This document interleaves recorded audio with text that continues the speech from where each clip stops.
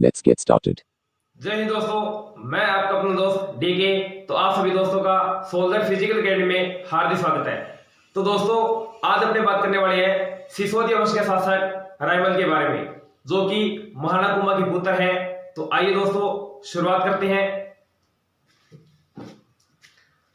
तो सबसे पहले दोस्तों बात करें, रायमल का जो शासनकाल होता है 1473 से 1509 के मध्य, यानी 36 साल का शासनकाल हो गया इनका। 36 साल तक। तो आगे बात करें, इनकी जो पत्नी थी उनका नाम था श्रृंगार देवी। क्या नाम था पत्नी का?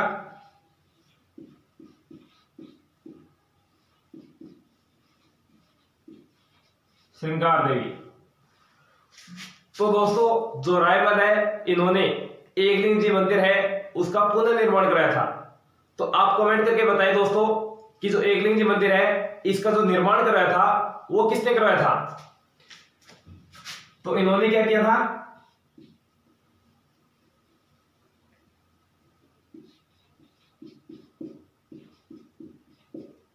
एकलिंग जी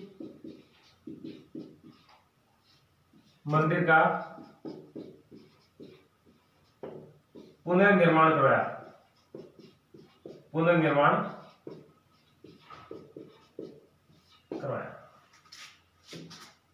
तो आगे बात करें दोस्तों, जो रायमल की पत्नी है श्रृंगार देवी, इन्होंने गोसुंडी चित्तौड़ में एक बावड़ी का निर्माण करवाया था। तो वो भी थोड़ा ध्यान रखना दोस्तों। श्रृंगार देवी ने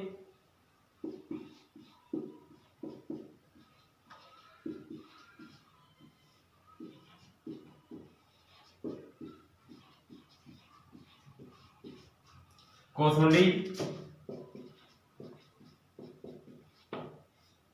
चित्तौड़ में बावड़ी का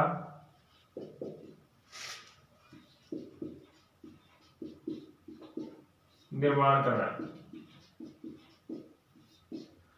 तो मैंने अब तक अभी तक दोस्तों आपको बताया है कि जो रायमल है उन्होंने एकलिंग जी मंदिर का पुनर्निर्माण कराया और इनकी पत्नी श्रृंगार देवी ने गोसुंडी चित्तौड़ में बावड़ी का निर्माण कराया। तो ये गोसुंडी अभिलेख है दोस्तों, जो कि सेकंड शताब्दी ईसा पूर्व का अभिलेख है। तो ये भी थोड़ा ध्यान रखना दोस्तों।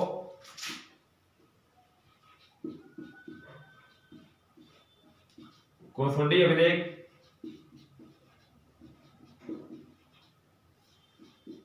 सेकंड शताब्दी ईसा पूर्व का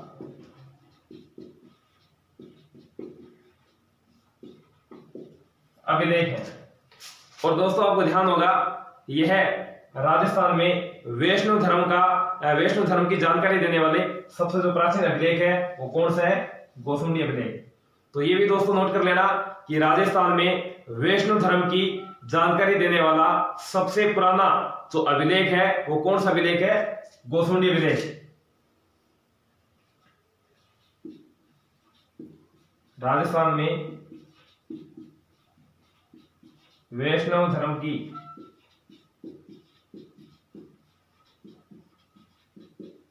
जानकारी देने वाला प्राचीन अभिलेख। तो मैंने आपको बताया है कि जो गोसुंडी अभिलेख है सेकंड शताब्दी ईसा पूर्व का अभिलेख है। राजस्थान में यह अभिलेख वैष्णव धर्म की जानकारी देने वाला सबसे प्राचीन अभिलेख है। तो आगे दोस्तों बात करें,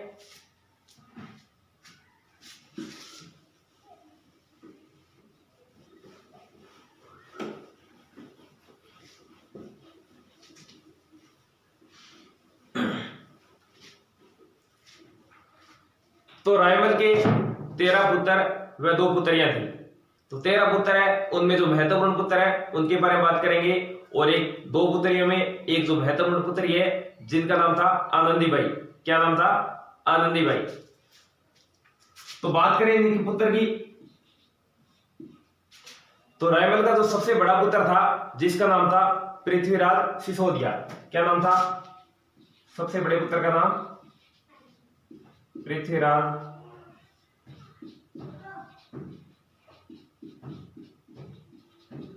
सिसोदिया, जो कि सबसे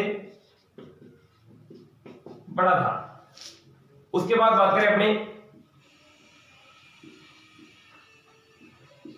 जयमल, उसके बाद में राणा सांगा, या इसे अपने संग्राम सिंह प्रथम भी कहते हैं, संग्राम सिंह प्रथम। और इनकी जो पुत्री थी जिसका नाम था आनंदीबाई, क्या नाम था पुत्री का?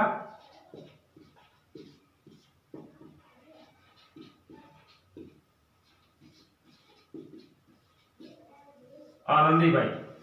और दोस्तों आपको ध्यान होगा जो आनंदीबाई का विवाह हुआ था वो सिरोही के शासक जगमाल देवड़ा के साथ। किसके साथ? सिरोही के शासक जगमाल देवड़ा के साथ। तो मैंने आपको बताया है कि रायमल के जो महत्वपूर्ण पुत्र है, जिसमें सबसे बड़ा पुत्र था पृथ्वीराज सिसोदिया, उसके बाद में जयमल, और सबसे छोटा पुत्र था जिसका नाम था राणा सांगा या संग्राम सिंह प्रथम। और इनकी पुत्री का नाम आनंदीबाई, और आनंदीबाई का विवाह हुआ था सिरोही के शासक जगमाल देवड़ा के साथ। तो आगे दोस्तों बात करें अपने तो उत्तराधिकार को लेकर जो पृथ्वीराज सिसोदिया, जयमल और सांगा के मध्य विवाद चल रहा था, तो ये अपनी जन्म कुंडली दिखाने के लिए एक ज्योतिष के पास गए। और वहां जाने के बाद ज्योतिष ने जैसे ही राणा सांगा का जो अपने कुंडली देखी तो इनका जो भाग्य था वो बलिष्ठ बताया। और बताते ही जो पृथ्वीराज सिसोदिया है सबसे बड़ा पुत्र, इन्होंने राणा सांगा के पत्थर मारकर एक आंख फोड़ दी। और बताते हैं राणा सांगा के 80 घाव थे, जिसमें से प्रथम घाव की शुरुआत यही हो जाती है पृथ्वीराज सिसोदिया द्वारा। तो इतने में क्या है, तो अपने जो रायमल है इनके चाचा थे जिनका नाम था सारंगदेव। क्या नाम था? सारंगदेव। वहां आ जाते हैं और बोलते हैं कि ज्योतिष की बातों पर आपस में भाई भाई आप क्यों झगड़ रहे हो। तो इन्होंने बोला कि भीमल गांव की एक पुजारिन है चारण जाति की, जो कि चमत्कारिक है, और आप तीनों वहां चले जाओ अपना भाग्य दिखाने के लिए। तो तीनों वहां चले जाते हैं। तो जैसे ही तीनों भाई वहां पहुंचे तो उस पुजारिन ने, जो भीमल गांव की चारण जाति की पुजारिन थी, उन्होंने क्या है ज्योतिष की बातों का समर्थन किया। तो समर्थन करते ही तीनों में क्या आपसी युद्ध शुरू हो जाता है। और इस आपसी युद्ध के अंदर राणा सांगा, पृथ्वीराज सिसोदिया और रायमल का चाचा सारंगदेव तीनों घायल हो जाते हैं। और सांगा का पीछा करते हुए जो जयमल है वो सेवंतरी गांव पहुंच जाते हैं। कहां पहुंच जाते हैं? सेवंतरी गांव पहुंच जाते हैं। तो सांगा का पीछा करते हुए जयमल वो सेवंतरी गांव पहुंच जाते हैं, जहां की राणा राठौड़ विद्या है उन्होंने क्या है सांगा को शरण दी थी। उसके बाद में जो सांगा है अजमेर की पहाड़ियों, अजमेर की झाड़ियों में चले जाते हैं, अजमेर के जंगलों में चले जाते हैं, जहां उनको शरण देते हैं करमचंद पवार। कौन देते हैं? करमचंद पवार। तो दोस्तों नोट कर लेना, महत्वपूर्ण क्वेश्चन बनता है यहां से कि सांगा को जो अजमेर में शरण दी थी वो किसने दी थी? करमचंद पवार ने। और उससे पहले सेवंतरी गांव में पहुंचे थे, तो वहां राणा सांगा को शरण कौन देता है? राठौड़ विदा। कौन देता है? राठौड़ विदा। और अजमेर के जंगलों में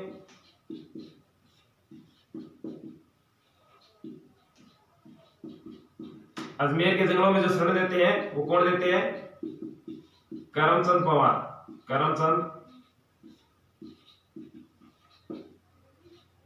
पवार। तो मैंने आपको बताया है कि जब जयमल पीछा करते हैं तो राणा सांगा सेवंतरी गांव पहुंचते हैं, जहां सांगा को शरण कौन देते हैं? राठौड़ विदा। और उसके बाद में राणा सांगा अजमेर के जंगलों में चले जाते हैं, जहां शरण कौन देते हैं? करमचंद पवार। और वहां अपने सैन्य शक्ति का संगठन करते रहते हैं। तो उसके बाद में जो जयमल है वो सोलंकियों के साथ युद्ध करता हुआ मारा जाता है। और पृथ्वीराज सिसोदिया अपनी बहन आनंदीबाई की मारपीट के मामले में सिरोही के शासक यानी अपने जीजा के पास जगमाल देवड़ा के पास चले जाते हैं। और वहां जाने के बाद जो जगमाल देवड़ा है इन्होंने क्या है अपने साले यानी पृथ्वीराज सिसोदिया को जहर दे दिया था, विष दे दिया था, जिसकी वजह से कोमलगढ़ में प्रवेश करते ही जो पृथ्वीराज सिसोदिया है उसकी क्या मृत्यु हो गई थी। और आपको ध्यान होगा कुंभलगढ़ दुर्ग के अंदर ही जो पृथ्वीराज सोधी है उसकी 12 खंभों की छतरी बनी हुई है। और पृथ्वीराज सिसोदिया क्या कहा जाता है? उड़ना राजकुमार। क्या कहा जाता है? उड़ना राजकुमार। तो दोस्तों ये क्वेश्चन आप थोड़ा नोट कर लेना कि पृथ्वीराज सिसोदिया को जो जहर दिया था वो किसने दिया था? अपने ही जीजाजी जगमाल देवड़ा ने। मैं लिख देता हूं,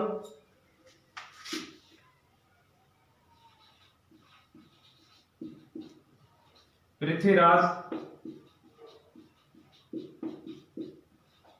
सिसोदिया को विष दिया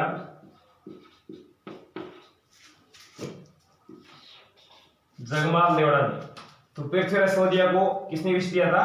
जगमाल देवड़ा, जो कि इनके जीजाजी थे।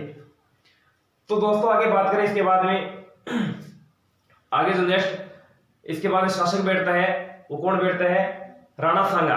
कौन बैठता है? यानी रायबल का सबसे छोटा पुत्र था जिसका नाम था राणा सांगा। तो ये भी नोट कर लेना दोस्तों, जो पृथ्वीराज सिसोदिया है इनकी जो 12 खंभों की छतरी बनी हुई है वो कहां बनी हुई है? कुंभलगढ़ दुर्ग में। कहां बनी हुई है?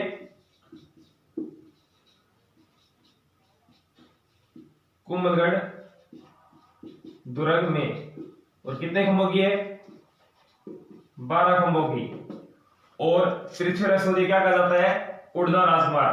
क्या कहा जाता है? उड़ना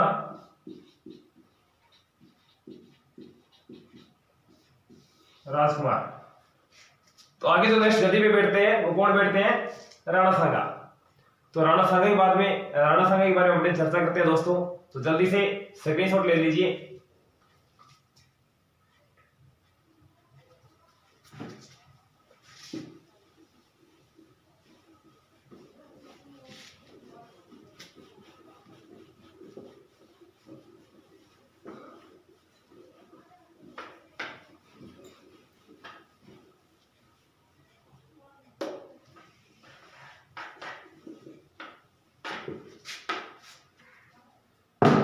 तो आगे नेक्स्ट कौन आता है? सिसोदिया वंश के शासक राणा सांगा। राणा सांगा। तो इनका जो शासनकाल रहता है 1509 से लेकर 1528 के मध्य। तो सबसे पहले बात करें राणा सांगा का जो जन्म हुआ था वो कहां हुआ था और कब हुआ था? तो 12 अप्रैल 1482 को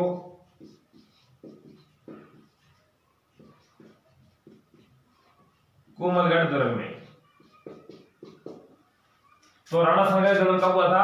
12 अप्रैल 1482 को कुंभलगढ़ दुर्ग में। आगे बात करें इनका जो राज्याभिषेक होता है 24 मई 1509 को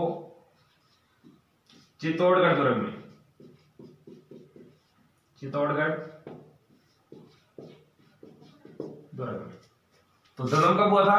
12 अप्रैल 1482 को। और राज्याभिषेक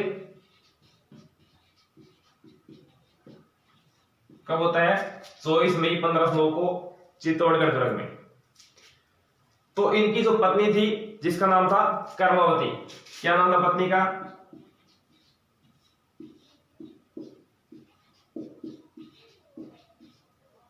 कर्मावती। और इनके जो आश्रयदाता थे वो कौन थे? आश्रयदाता करमचंद पवार। कौन थे? करमचंद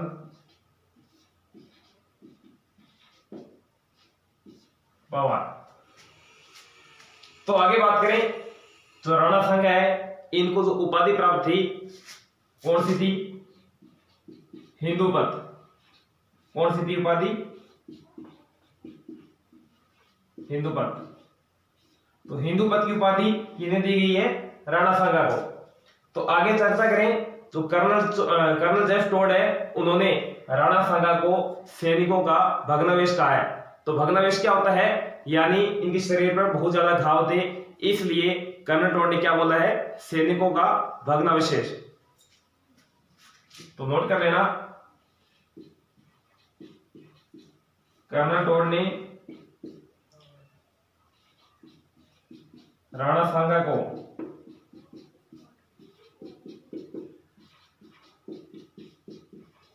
सैनिकों का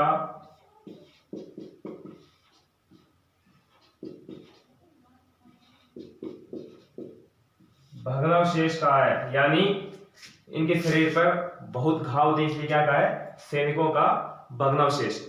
और आपको ध्यान होगा कर्नल टोड है, इन्होंने सिपाही का अंश भी इन्हें बोला है। क्या बोला है? कर्नल टोड के अनुसार इन्होंने क्या बोला है? सिपाही का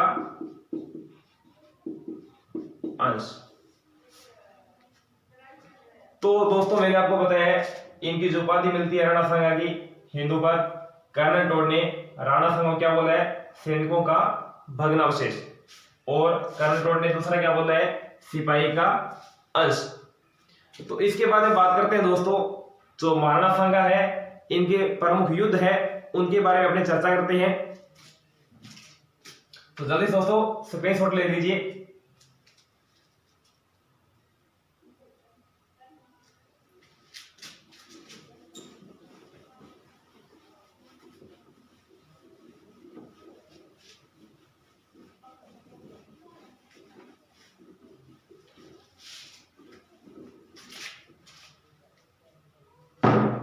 तो सबसे पहले बात करते हैं अपने खातौली युद्ध। तो खातौली युद्ध है कहां होता है और कब होता है? 1517 में। और होता कहां पे है? बूंदी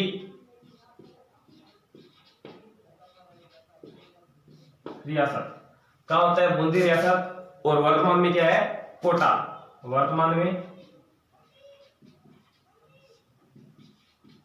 कौन सा है? कोटा। तो रियासत आ जाए तो बूंदी रियासत में हुआ था और वर्तमान में क्या है? कोटा में। तो खातौली युद्ध 1517 में बूंदी रियासत, वर्तमान में कोटा। और किन किन के मध्य होता है ये? सांगा और इब्राहिम लोदी के मध्य। सांगा वर्सेस इब्राहिम लोदी। इब्राहिम लोदी। और इसमें जो विजयी होते हैं वो कौन होते हैं? राणा सांगा। विजयी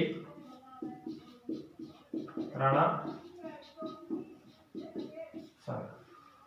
तो दोस्तों मैं आपको बता देता हूं लगभग सभी युद्ध के अंदर जो विजयी होते हैं वो कौन होते हैं? राणा सांगा। लेकिन एकमात्र युद्ध है जो खानवा का युद्ध है उसमें क्या है? राणा सांगा पराजित होते हैं।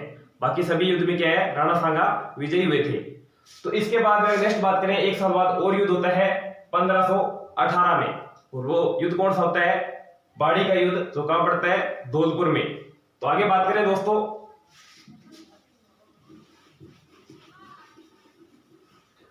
तो दूसरा युद्ध कौन सा हुआ था?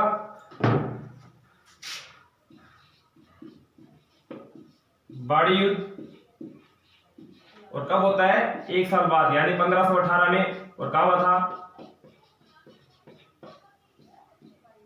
धौलपुर में। तो यह भी किन के मध्य होता है? सांगा और इब्राहिम लोदी के मध्य। नोट कर लेना, राणा सांगा वर्सेस इब्राहिम लोदी। तो इसमें इब्राहिम लोदी के दो सेनापति होते हैं। एक का नाम था सेनापति मियां हुसैन खान और दूसरा था मियां मक्खन खान। तो इसमें विजयी कौन होते हैं? सांगा। विजयी सांगा। तो मैंने आपको बताया है कि जो बाड़ी युद्ध है कब होता है? 1518 में। कहां होता है? धौलपुर में। सांगा और इब्राहिम लोदी के मध्य। और इसमें इब्राहिम लोदी के दो सेनापति मियां हुसैन खान और मियां मक्खन खान। और विजयी कौन होते हैं? राणा सांगा। तो आगे तीसरे युद्ध की बात करें दोस्तों अपने,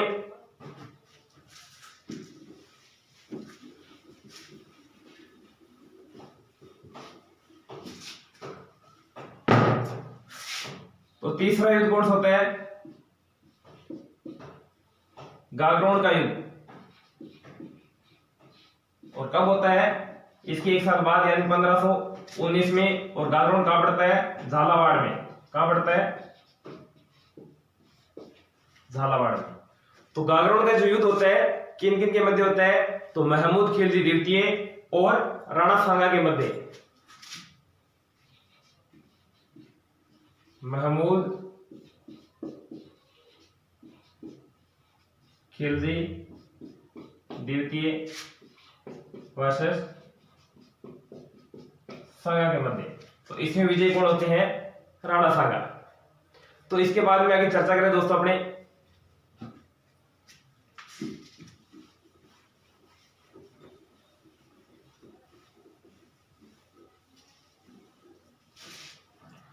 तो इसके बाद में एक महत्वपूर्ण युद्ध होता है जिसका नाम है बयाना का युद्ध। क्या नाम है? बयाना का युद्ध। तो इंपॉर्टेंट दोस्तों, मोस्ट इंपॉर्टेंट, बयाना युद्ध जो कब होता है? होता कहां पे है? भरतपुर में। और कब होता है? 16 फरवरी 1527 को। कब होता है? 16 फरवरी 1527 को। और बयाना कहां पड़ता है? भरतपुर में। तो ये जो युद्ध होता है किन किन के मध्य होता है? सांगा और बाबर के मध्य। किन किन के मध्य? सांगा वर्सेस बाबर के मध्य। तो इस युद्ध के अंदर बाबर जो सबसे पहले भेजता है वो किसको भेजता है? मेहदी ख्वाजा को। तो सबसे पहले जो भेजा था वो किसको भेजा था?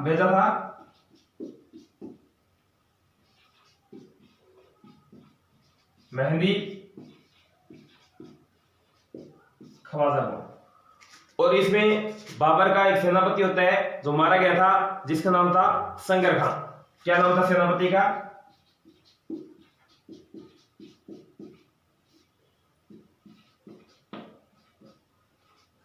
संगर खां।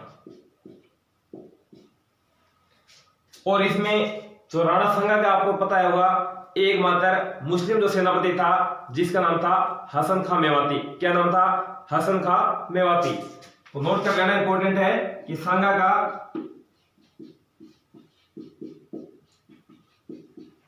एकमात्र मुस्लिम सेनापति कौन था? हसन खां मेवाती। हसन खां मेवाती। तो दोस्तों इंपॉर्टेंट है, ध्यान रखना। मैंने आपको बताया है कि बयाना युद्ध कहां होता है? भरतपुर में 16 फरवरी 1527 में। सांगा वर्सेस बाबर के मध्य। और बाबर की तरफ से पहले कौन आया था? मेहदी ख्वाजा ने युद्ध किया था। और उसका सेनापति कौन मारा गया था? संगर खां। और सांगा का एकमात्र मुस्लिम सेनापति है वो कौन थे? हसन खां मेवाती। और इस युद्ध के अंदर बाबर की जो हार की जो भविष्यवाणी की थी वो एक काबुल का ज्योतिष था जिसका नाम था मोहम्मद शाह। क्या नाम था? मोहम्मद शाह या मोहम्मद शरीफ मिलता है। तो इस युद्ध के अंदर क्या है? बाबर की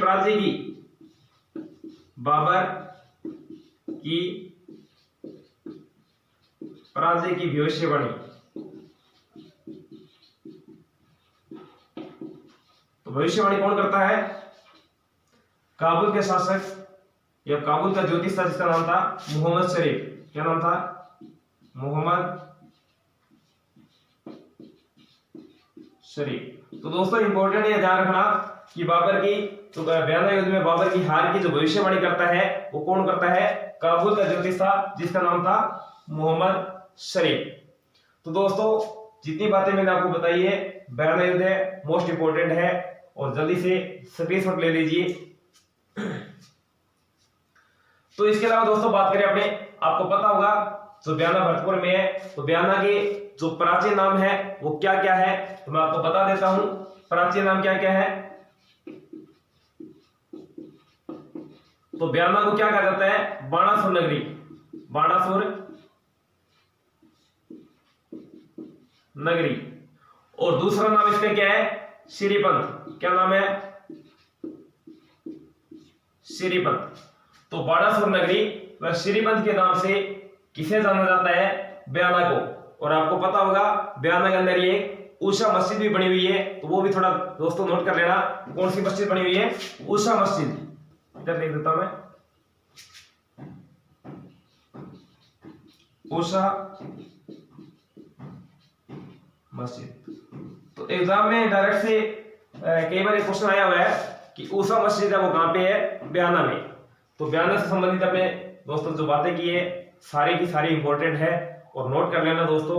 इसके बाद एक महत्वपूर्ण युद्ध आता है जिसका नाम है खानों का युद्ध, और वह भी कहां होता है? भरतपुर में। तो आगे बात करें दोस्तों अपने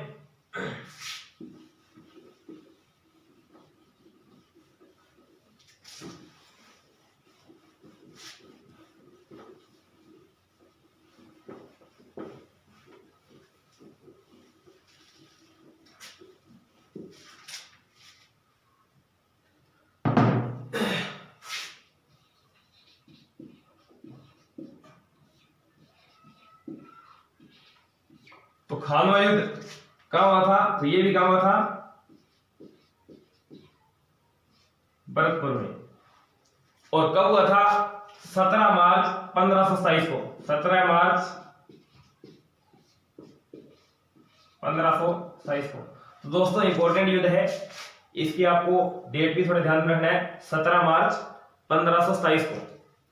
और कहाँ होता है? भरतपुर में। और ये भी युद्ध किन किन के बीच होता है? सांगा वर्सेस बाबर के मध्य। सांगा वर्सेस बाबर के मध्य। तो इस युद्ध के अंदर आपको पता होगा दोस्तों, जो बाबर है उन्होंने 3 शब्द ली थी सबसे पहले।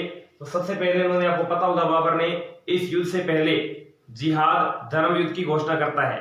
क्या करता है? खानवा युद्ध से पहले जिहाद धर्म युद्ध की घोषणा करता है। तो लिख देता हूं मैं, बाबर जिहाद यानी धर्म युद्ध। जिहाद का अर्थ क्या होता है? धर्म युद्ध की घोषणा करता है। दूसरी बात, बाबर ने जो मुस्लिम लोग हैं उन पर क्या है? तमगा कर हटा दिया था। और तमगा कर क्या होता है? जो धार्मिक कर है उन्हें क्या बोलते हैं? तमगा कर। तो बाबर ने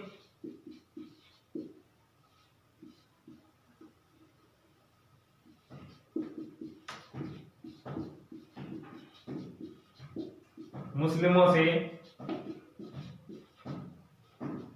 तमगा कर, यानी क्या होता? तमगा कर धार्मिक कर, इसको क्या है? हटा दिया था, हटा दिया।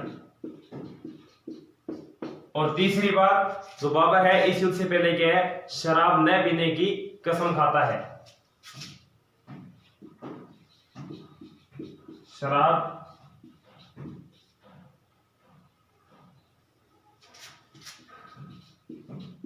न पीने की कसम खाता है। तो मैंने आपको बताया है जो खानवा युद्ध है, इससे पहले बाबर जिहाद धर्म युद्ध की घोषणा करता है। बाबर ने मुस्लिमों से तमगा कर यानी धार्मिक कर हटा दिया था और शराब न पीने की कसम खाता है। तो बात करें दोस्तों आगे, जो राणा सांगा है इन्होंने राजस्थान के मुख्य जो शासक थे उनको क्या इस युद्ध से पहले बुलाया था। तो वो कौन कौन थे?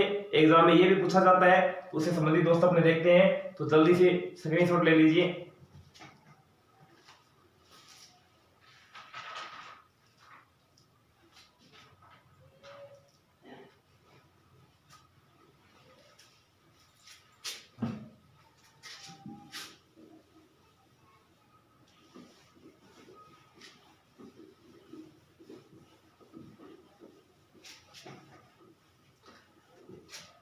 तो शासकों से पहले अपनी थोड़ी चर्चा कर लेते हैं दोस्तों। इस युद्ध के अंदर आपको पता होगा राणा सांगा के साथ 7 राजा, 9 राव और 104 बड़े सरदार थे। ये जो बात बोलते हैं कौन बताते हैं? Colonel Tod. तो ये थोड़ा नोट कर लेना पहले। इस युद्ध में सांगा के साथ 7 राजा, 9 राव और 104 बड़े सरदार। तो ये बात कौन बोलते हैं? कर्नल टोड के अनुसार। तो कर्नल टोड ने क्या बोला है? राणा सांगा के साथ इस युद्ध में 7 राजा, 9 राव, 104 बड़े सरदार थे। तो आगे बात करें, इस युद्ध के अंदर जो राणा सांगा है उन्होंने राजस्थान के किन किन शासकों को बुलाया था?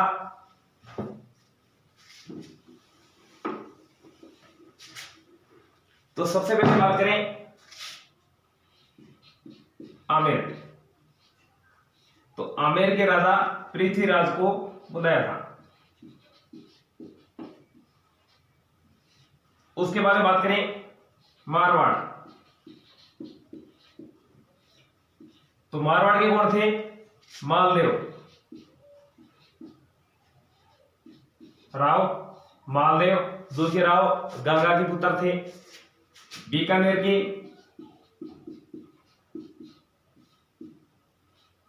कल्याणमल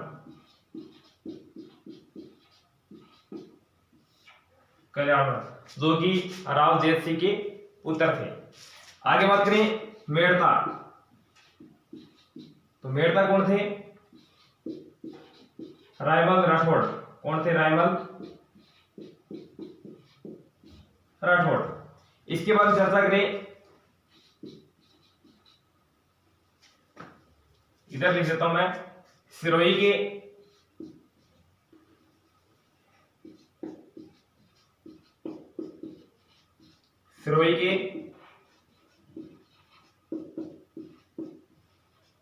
अखेराज।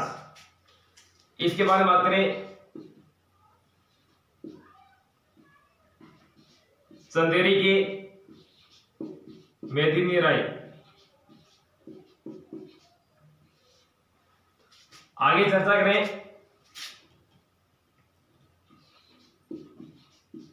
मेवात के हसन खान मेवाती और अफगान के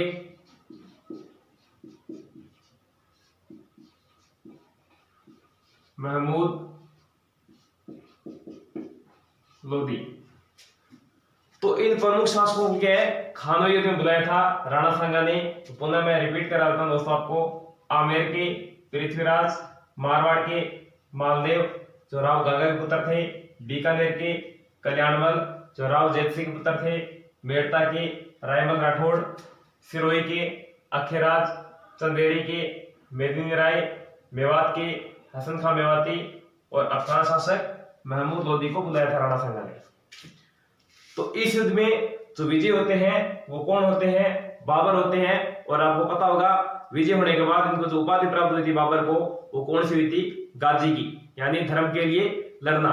तो कौन सी उपाधि प्राप्त होती है बाबर को?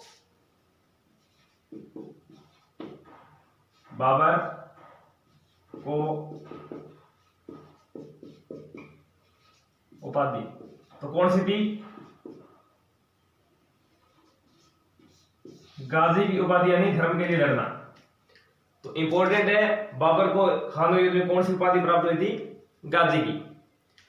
तो आगे इसके बारे में दोस्तों बात करें तो जल्दी से पहले स्क्रीनशॉट ले लीजिए।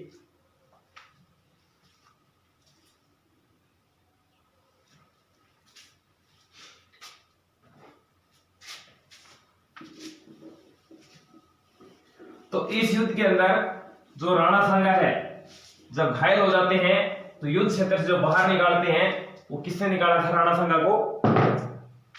अखेराज ने। सिरोही के शासक अखेराज ने क्या किया था?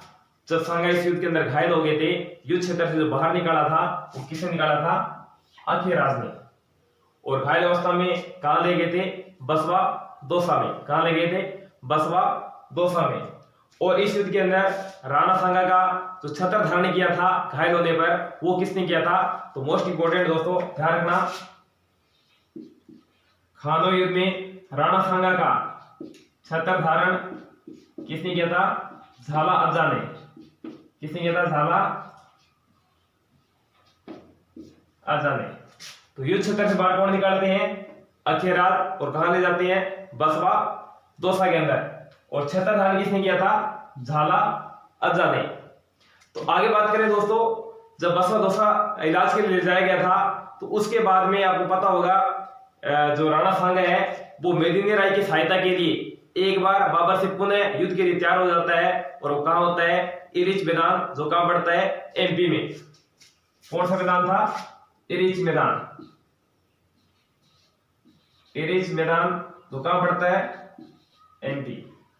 तो मैंने आपको बताया कि घायल अवस्था में कहां ले जाया गया था? बसवा, जो कहां पड़ता है? दौसा में।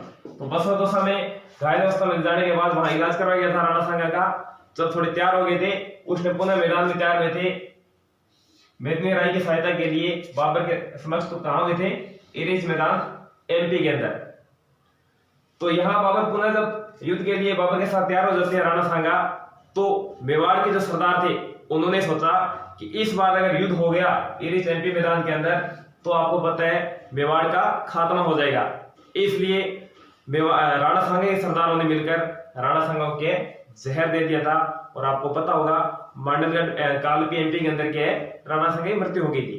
तो ये इंपॉर्टेंट दोस्त ध्यान रखना कि राणा सांगा की जो मृत्यु हुई थी वो कहां हुई थी? 30 जनवरी 1528 को कहां हुई थी? कालपी, जो कहां पड़ता है? एमपी के अंदर। तो मैंने आपको बताया युद्ध क्षेत्र से बाहर किसने निकाला था? अखेराज ने। और घायल अवस्था में कहां लगे थे? बसवा दौसा के अंदर। छत्र धारण कौन करता है? सांगा का झाला अज्जा। और उसके बाद में पुनः युद्ध के लिए तैयार हुए थे, वो कहां हुए थे? इरिच मैदान, जो कहां पड़ता है? एमपी में। और वहां जाने के बाद आपको पता होगा राणा सांगा के जहर दे दिया गया था। और राणा सांगा की 30 जनवरी 1528 को कहां मृत्यु हो गई थी? कालपी एमपी के अंदर इनकी मृत्यु हो जाती है। तो आपको पता होगा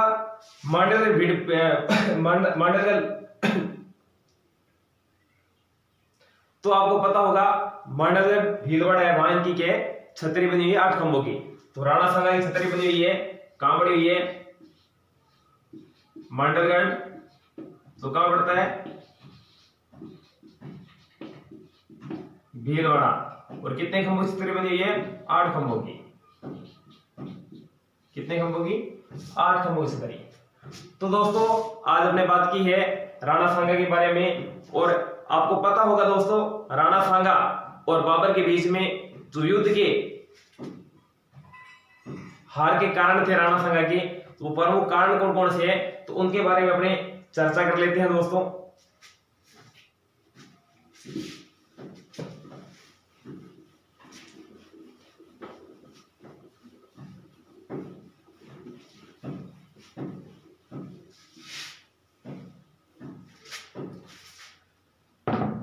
तो राणा सांगा के मुख्य जो हार के कारण है वो क्या क्या थे?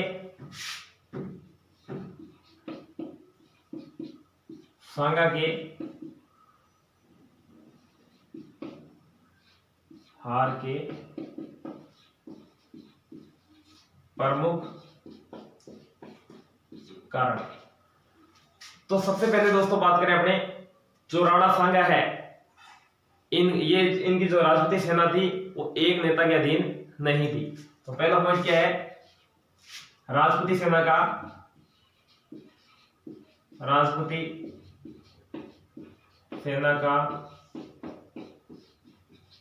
एक नेता के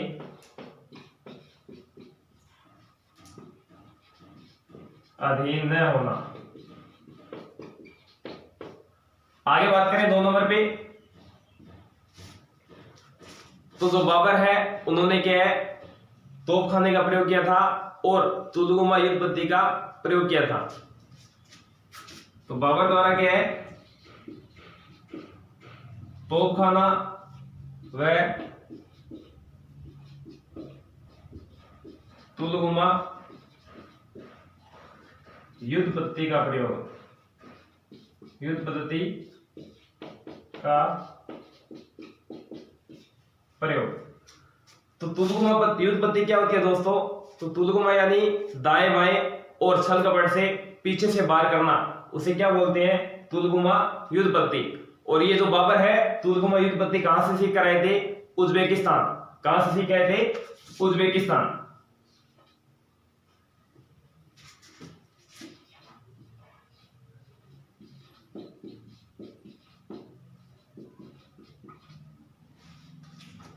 तो सबसे पहले बाबर ने इस युद्ध पद्धति का यानी तुलगुमा युद्ध पद्धति का जो प्रयोग किया था वो कौन से युद्ध में किया था?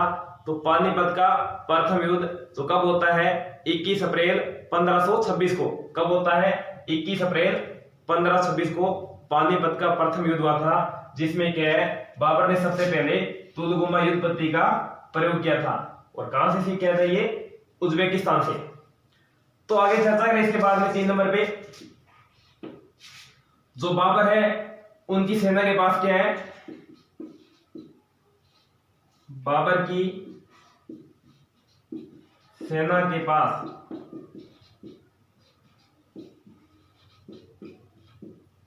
घोड़ों की संख्या अधिक थी, जबकि सागर की सेना के पास क्या है? हाथियों की संख्या अधिक थी।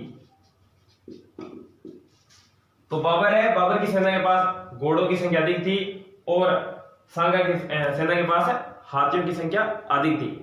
आगे देखें तो बाबर है उन्होंने क्या है? बयाना युद्ध के बाद खानो युद्ध की तैयारी नहीं करता है। और एक और मुख्य कारण बनता है दोस्तों, जो राणा सांगा है वो स्वयं क्या है? युद्ध क्षेत्र के अंदर उतरे थे। उसके बाद में आगे बात करें 4 नंबर पे अपने, तो जो बाबर है तो बाबर की सेना ने क्या किया था?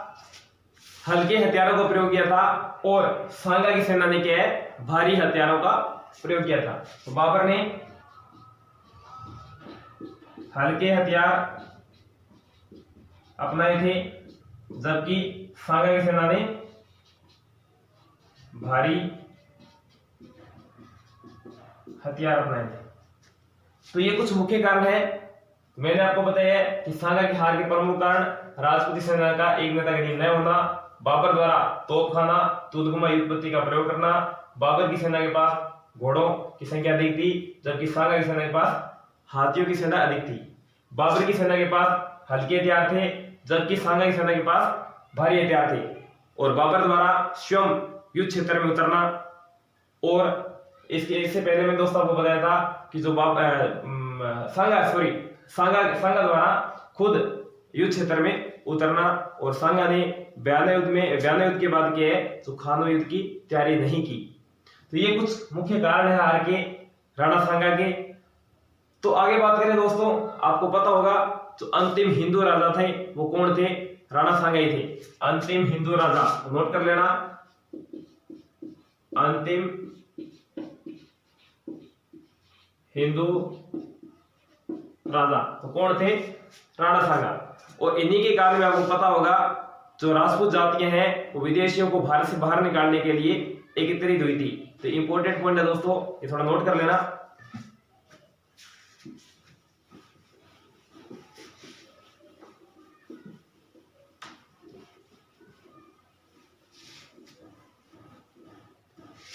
तो मैं आपको लिखा देता हूं, सांगा अंतिम हिंदू राजा।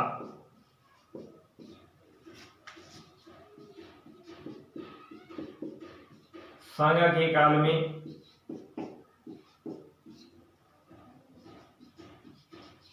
सभी राजपूत जातियां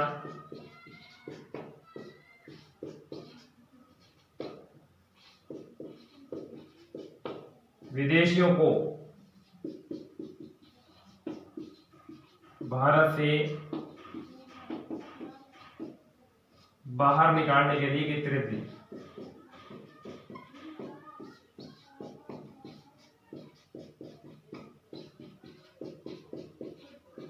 एकत्रित हुई। और दोस्तों आपको ध्यान होगा इतिहास में जो सांगा का नाम मिलता है वो क्या मिलता है? अंतिम भारतीय हिंदू सम्राट। क्या मिलता है इतिहास में नाम? अंतिम भारतीय हिंदू सम्राट अमर है। तो मैंने आपको बताया है कि सांगा अंतिम हिंदू राजा था। सांगा के काल में ही सभी राजपूत जातियां विदेशियों को भारत से बाहर निकालने के लिए एकत्रित हुई। और इतिहास के अंदर सांगा का नाम क्या मिलता है? अंतिम भारतीय हिंदू सम्राट अमर है। तो सांगा के बाद दोस्तों इनका बेटा भोजराज, इसके बाद रतन सिंह, विक्रमादित्य, उदय सिंह द्वितीय। तो आपको पता होगा इसके बाद में जो आगे शासक बैठता है गद्दी पे वो कौन बैठता है? रतन सिंह। तो इससे पहले मैं आपको बता देता हूं जो इनका बेटा था भोजराज, इनकी पत्नी क्या नाम था? मीराबाई। तो एग्जाम में पूछा जाता है कि भोजराज की पत्नी का नाम क्या था? भोजराज की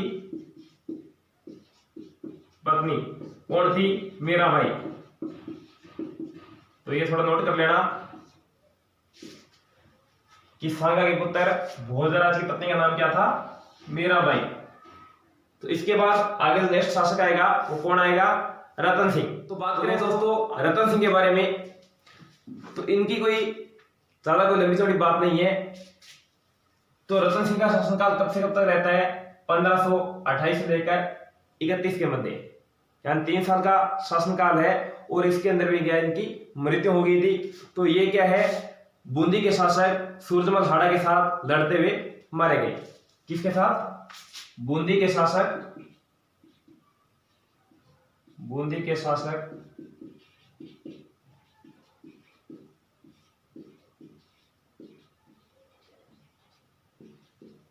सूरजमल हाड़ा। तो बूंदी के शासक सूरजमल हाड़ा के साथ लड़ते हुए क्या ये मारे गए। तो इसके बाद में आगे जो शासक बैठते हैं गद्दी पे विक्रमादित्य। तो विक्रमादित्य बहुत ही महत्वपूर्ण है, अपनी डिटेल से चर्चा करेंगे।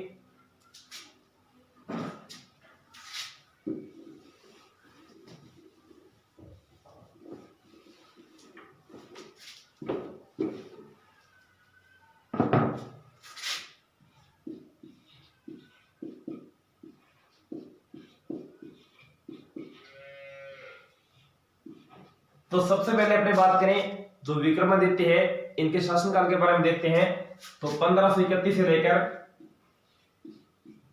1536 के मध्य।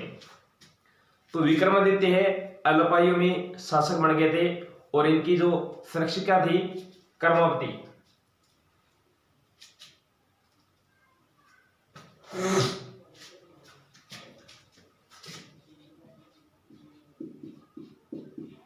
तो इनकी जो सुरक्षा थी कौन थी?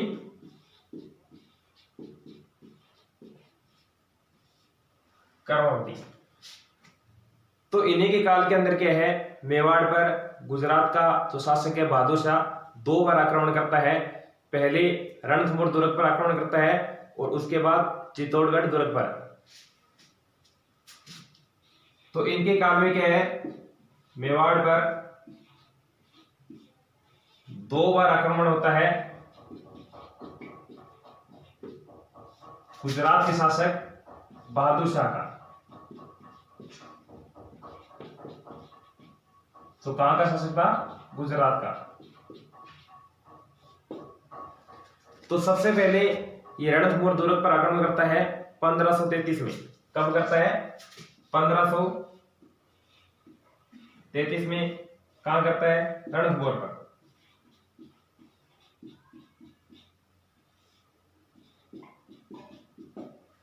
तब क्या होता है? जो कर्मावती है उन्होंने 1533 में क्या है, जब गुजरात के बहादुर शाह ने आक्रमण किया था रणथंभौर पर, तब क्या हुआ? जो रणथंभौर दुर्ग है वो कर्मावती ने इन्हें दे दिया और इनसे देकर के संधि कर ली। तो जो प्रथम आक्रमण है 1533 ईस्वी के अंदर, उस समय क्या हुआ है? जो रणथंभौर दुर्ग है वो क्या कर्मावती ने बहादुर शाह को देकर संधि कर ली। लेकिन जब दूसरा आक्रमण होता है 1534, और इस बार जो आक्रमण करते हैं चित्तौड़गढ़ दुर्ग पर, क्या करते हैं, चित्तौड़गढ़ दुर्ग। लेकिन इस बार कर्मावती चित्तौड़गढ़ दुर्ग न देकर हुमायूं से सहायता के लिए राखी भेजती है, लेकिन हुमायूं नहीं आ पाता क्योंकि हुमायूं है कालिंजर दुर्ग है जो कि यूपी के अंदर पड़ता है, उस पर आक्रमण कर रखा था और उनके आने से पहले ही क्या है मेवाड़ का दूसरा साका हो जाता है। तो मेवाड़ का दूसरा साका होता है या चित्तौड़गढ़ का जो दूसरा साका होता है वो कब होता है 1534 में, और इस साके के अंदर जो जोहर करती है वो कौन करती है, रानी कर्मावती, और केसरिया कौन करता है, देवरिया प्रतापगढ़ का शासक था जिसका नाम था बाघ सिंह के नेतृत्व में केसरिया किया गया। तो चित्तौड़ का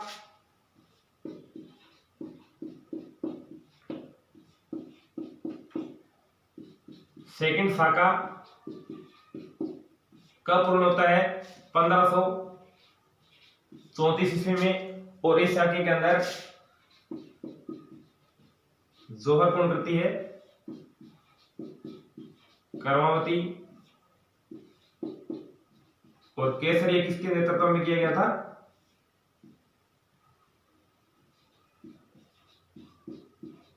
देवरिया प्रतापगढ़ की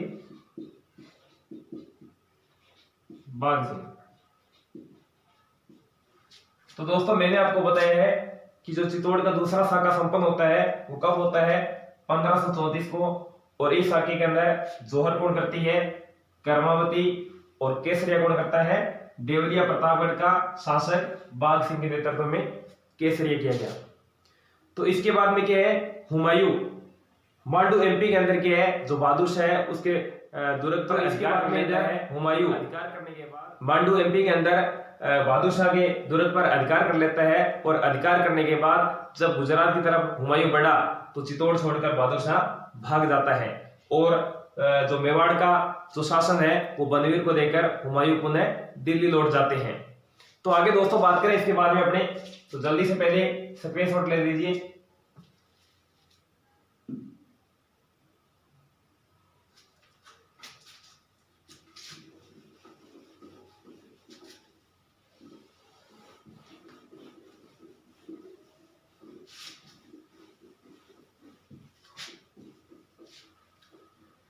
तो हुमायूं जब दिल्ली की तरफ गए थे उससे पहले जो मेवाड़ का शासन है वो किनको दे गए थे, बनवीर को।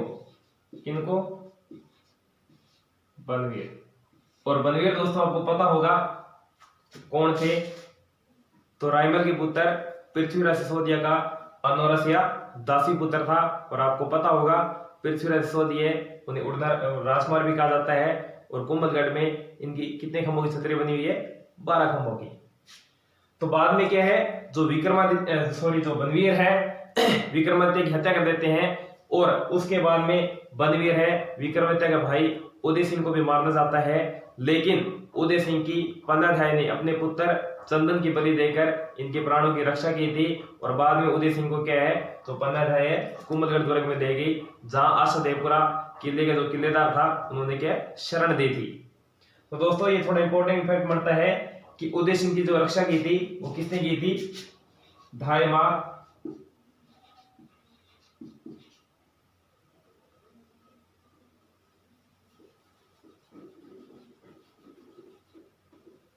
पन्नाधाय ने, पन्नाधाय ने। तो जो पन्नाधाय उदय सिंह को कहाँ ले गई थी, कुंभलगढ़ दुर्ग में, और वहां पे क्या है आशादेवपुरा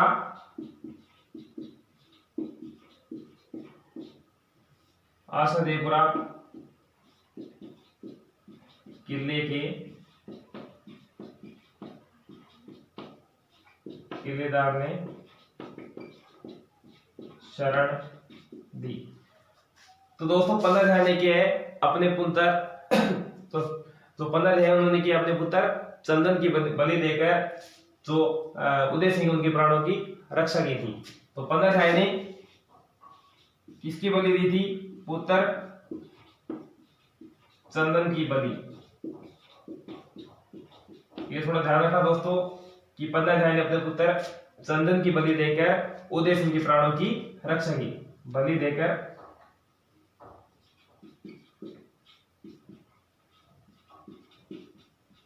उदय सिंह के प्राणों की रक्षा की। तो दोस्तों मैंने आपको बताया है कि जो बनवीर है, तो बनवीर को क्या है, मेवाड़ का शासन दे जाते हैं हुमायूं और दिल्ली चले जाते हैं। और बाद में क्या बनवीर ने विक्रमादित्य की हत्या कर दी। और हत्या करने के बाद जो उदय सिंह का भाई था, सॉरी बनवीर अपने विक्रमादित्य का भाई था उदय सिंह, उनको भी क्या बनवीर मारना चाहते थे। लेकिन 15 ध्यान ने अपने पुत्र चंदन की बलि देकर उदय सिंह के प्राणों की रक्षा की और उसे के आशादेवपुरा किले के किलेदार ने शरण दी थी। तो इसके बाद दोस्तों आगे बात करते हैं अपने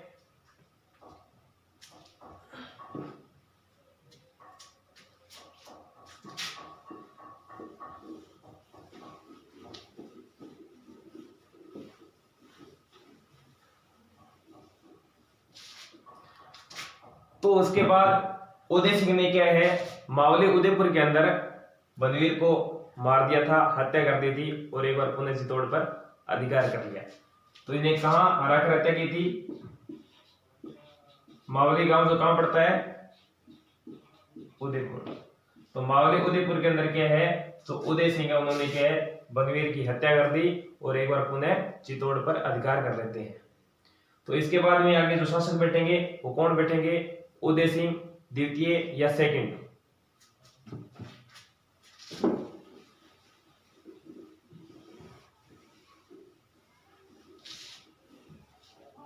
तो आगे जो गद्दी पे बैठते हैं उदय सिंह द्वितीय। कौन बैठते हैं? उदय सिंह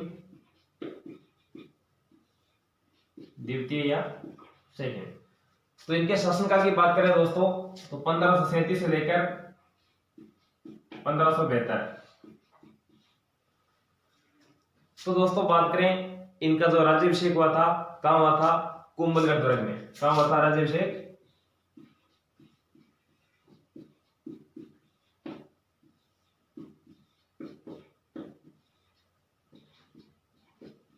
कुंभलगढ़ दुर्ग में। तो उदय सिंह ने 1559 ईस्वी के अंदर उदयपुर शहर की स्थापना की थी और उदयपुर के अंदर आपको पता होगा उदय सागर झील का निर्माण कराया था। तो उदयपुर शहर की स्थापना कब की थी? 1559 को।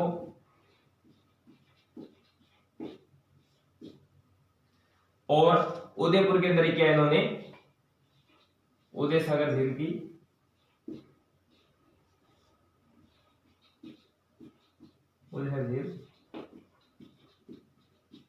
बनवाई। तो आगे बात करें, ये जो उदय सिंह का काल था उस समय आपको पता होगा मेवाड़ पर जो आक्रमण करते हैं वो किसने किया था? अकबर ने। और मेवाड़ पर आक्रमण कब होता है अकबर द्वारा? 1568 ईस्वी में। कब होता है? 1568 ईस्वी में। तो जब अकबर आक्रमण करता है 1568 में, तब जो उदय सिंह है ये आपको पता होगा चित्तौड़ को छोड़कर कहां चले जाते हैं? अपने गिरवा पहाड़ी पड़ती है उदयपुर में, वहां चले जाते हैं। और चित्तौड़ का किला आपको पता होगा जो उदय सिंह के दो सेनापति थे जिसका नाम था जयमल और पत्ता, उनको सौंपकर चित्तौड़ छोड़कर चले गए। तो चित्तौड़ को किसके सौंपा था? सेनापति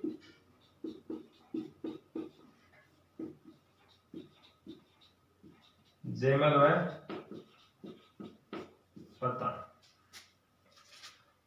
तो अकबर के इस आक्रमण के अंदर आपको पता होगा तो सेनापति उदय सिंह के जयमल व पत्ता, ये आपको पता होगा घायल होने पर कल्ला राठौड़ के कंधों पर बैठकर युद्ध किया था, इसलिए आपको पता होगा कल्ला राठौड़ को 4 हाथों वाला देवता भी कहा जाता है। तो किन के हाथों पर बैठकर युद्ध किया था? कल्ला राठौड़, इसलिए कल्ला राठौड़ क्या कहा जाता है? 4 हाथों वाले देवता। 4 हाथों वाला देवता। तो इसके बाद में इस आक्रमण के अंदर के जयमल और पत्ता है मारे जाते हैं 28 फरवरी 1568 को। और क्या है जो अकबर है वो इस पर अधिकार कर लेता है चित्तौड़ पर। तो इस प्रकार ये चित्तौड़ का तीसरा शाखा संपूर्ण होता है। और इस शाखे के अंदर आपको पता होगा तो जोहर किया था वो किसने किया था? पत्ता की पत्नी फूलकवड़ ने। किसने किया था? पत्ता की पत्नी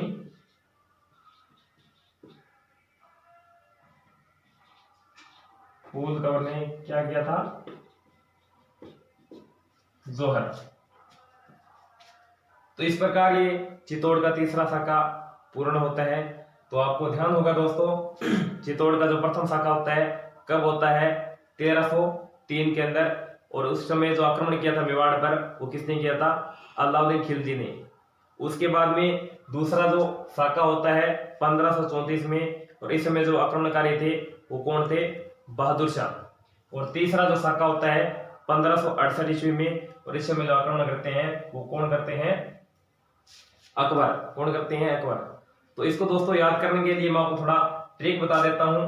तो सबसे पहले जो आक्रमण किया था 1303 में, किसने किया था? अलाउद्दीन खिलजी ने। इसके बाद में 1534 में किसने किया? बहादुर शाह ने। और 1568 में कौन करता है? अकबर। तो सबसे पहले दोस्तों आपको पता ही है कि पद्मिनी ने जोहर किया था, खिलजी ने क्या है? आक्रमण किया था 1303 में। तो इसके अलावा इन दोनों को जो बीच में है वो कौन है? 1534। और बीच का मतलब बहादुर शाह। ये सबसे क्या है? अंतिम में। अंतिम का मतलब किसने आक्रमण किया है? अकबर ने। तो इस तरीके से आप याद रख सकते हो कि बीच का मतलब बहादुर शाह 1534, और अंतिम शाखा कब होता है? 1568। अंतिम का मतलब अकबर। तो आगे दोस्तों बात करें, ये जो जयमल है ये आपको पता होगा मेड़ता का शासक था। और 1562 ईस्वी के अंदर मेड़ता को क्या है? अकबर ने जीत लिया था। तब क्या है? जो जयमल है वो उदय सिंह के पास आ गए थे। और अकबर ने आपको पता होगा चित्तौड़ में लगभग 30,000 के आसपास नरसंहार कराया था। और नरसंहार क्या होता है? जो सामूहिक हत्याएं होती है उन्हें क्या बोला जाता है? नरसंहार।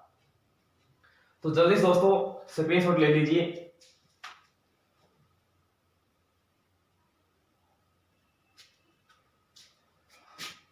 तो आगे दोस्तों बात करें, आपको पता होगा जो अकबर है जयमल पता की वीरता से प्रसन्न होकर आगरा में इनकी मूर्तियां स्थापित करवाई थी। और उन मूर्तियों के औरंगजेब द्वारा तोड़वा दिया गया था। इसके अलावा जूनागढ़ बीकानेर है, वहां भी जयमल पता की मूर्तियां स्थापित हैं।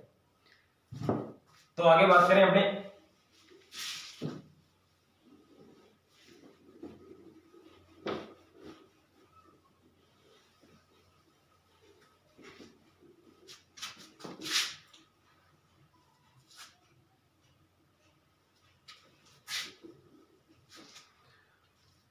तो इसके बाद में जो उदय सिंह है इन्होंने गोकुंदा उदयपुर को अपनी राजधानी बनाई थी। और यहीं पे आपको पता होगा 28 फरवरी 1572 को उदय सिंह की मृत्यु हो जाती है। कब हो जाती है उदय सिंह की मृत्यु? 28 फरवरी 1572 को। और राजधानी कहाँ बनाई थी? गोकुंदा उदयपुर को। गोकुंदा उदयपुर को। तो मैंने आपको बताया है कि उदय सिंह ने गोकुंदा उदयपुर को अपनी राजधानी बनाया। और यहीं पर क्या है? इनकी मृत्यु हो जाती है 28 फरवरी 1572 को। तो आगे दोस्तों बात करें, इनकी जो छतरी बनी हुई है उदय सिंह की, वो भी कहां बनी हुई है? गोकुंदा में। तो छतरी इनकी कहां बनी हुई है?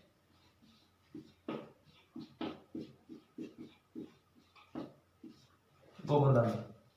तो इसके बाद में देखें तो जो गोकुंदा उदयपुर में उदय सिंह ने अपने बड़े बेटे प्रताप को राजा नाम लाकर छोटे बेटे जगमाल को बना दिया था। और इसके बाद आगे जो आपको पता होगा तो कर्नल टोड है वो लिखते हैं कि अगर राणा सांगा व महाराणा प्रताप के बीच में उदय सिंह नहीं होता तो इतिहास के पन्ने कुछ और होते।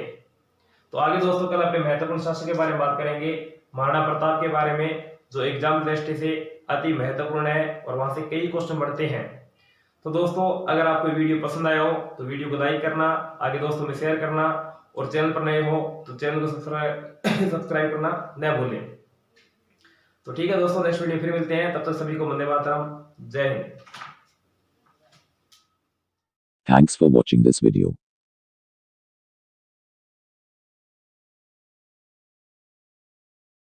स्क्रीन पर दिखाए गए वीडियो पर क्लिक करके वीडियो देखें।